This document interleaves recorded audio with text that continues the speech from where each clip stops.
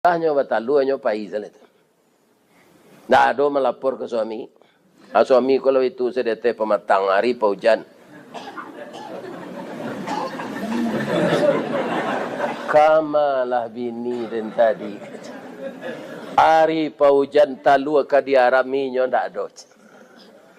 Akarano nyo raso bertanggung jawab. Karena talu ko adalah kerjasama mereka berdua. Mengkodo.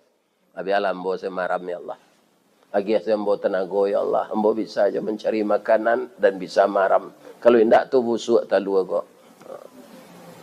Sambil maram tu nyo cubo jo membo bini nyo kok lai ke pulang. Cuy tuna setia nyo puyuh jantan ko bini pak.